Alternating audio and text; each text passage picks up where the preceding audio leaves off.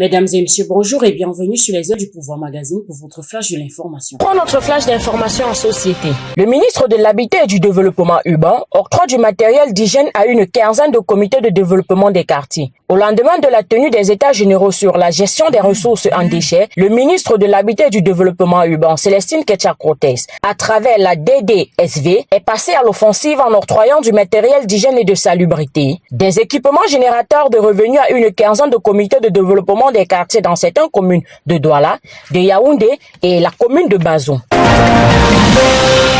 En économie, l'Association des femmes commerçantes du Cameroun organise le Forum économique des femmes entrepreneurs du Cameroun. Sous le haut patronage du ministère du Commerce, avec l'appui institutionnel du ministère de la Promotion de la Femme et de la Famille, le Forum économique des femmes entrepreneurs du Cameroun est une initiative de Madame Foumi qui consiste à mobiliser plus de 200 femmes venues des différents coins du Cameroun. Ce programme, placé sur le thème « Formation et financement gage de l'autonomisation économique des femmes pour l'atteinte de l'ODD 5 et 8 », cette rencontre se tiendra le jeudi 28 août 2025 à l'esplanade du marché Foumi et permettra aux commerçantes de trouver des voies pour atteindre une indépendance et une autonomisation financière.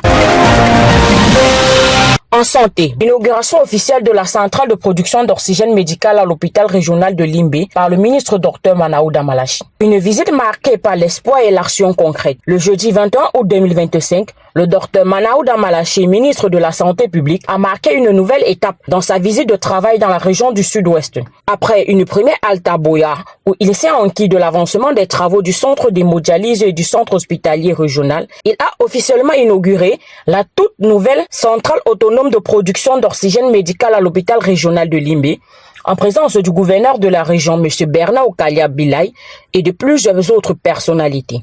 Et à l'international, le Nigeria et le Bénin renforcent la coopération transfrontalière. Le Nigeria et la République du Bénin ont signé un protocole d'accord visant à renforcer la collaboration entre les autorités locales et traditionnelles le long de leurs frontières communes. Cet accord ouvre la voie à des avancées dans la délimitation et le bornage en cours de la frontière Nigeria-Bénin, avec un rôle clé attendu des autorités locales et traditionnelles pour apaiser les tensions et résoudre pacifiquement les différends. C'est sur cette note à l'international que s'achève votre flash d'information. N'hésitez pas à nous suivre sur nos différentes pages Facebook, YouTube et TikTok. À très vite sur les ailes du pouvoir.